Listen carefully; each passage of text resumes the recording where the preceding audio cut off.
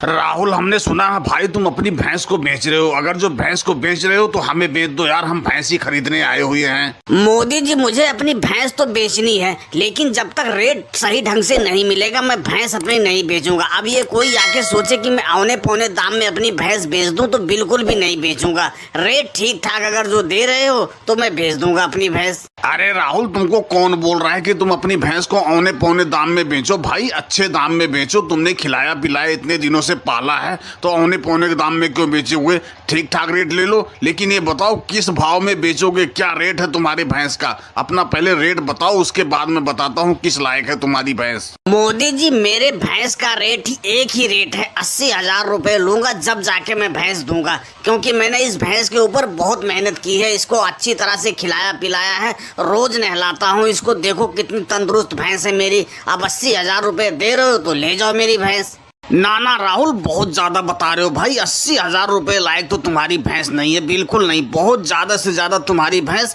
40,000 रुपए में बिकेगी और इतना ही पैसा हम दे पाएंगे। योगी जी, हमने तो तुमसे कोई भैंस का रेट किया नहीं, हमने तो मोदी जी से किया। तुम कौन हो भैंस का हमारा रेट लगाने वाले? और तुम्हें शर्म नहीं आ रही है? तुम 40,000 रुपए मेरी भैंस का रेट लगा रहे हो।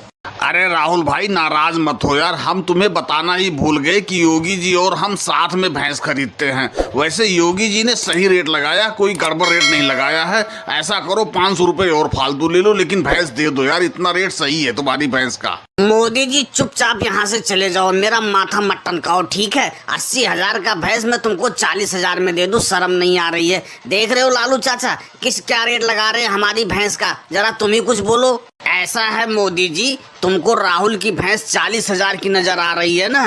तुम ऐसा करो, ऐसी भैंस हमें 5 लाख के बांध दो, हम तुम्हें 50,000 का रेट में देंगे। यार कम से कम कुछ शर्म करके रेट लगाया करो। बताओ, 80,000 की भैंस की तुम 40,000 लगा रहे हो। अरे 70-75,000 लगाते तो समझ में आता। ये भैंस कम से कम 75,000 की जाएगी। अगर जो तुमको लेना है तो एक रेट मैंने बोल दिया।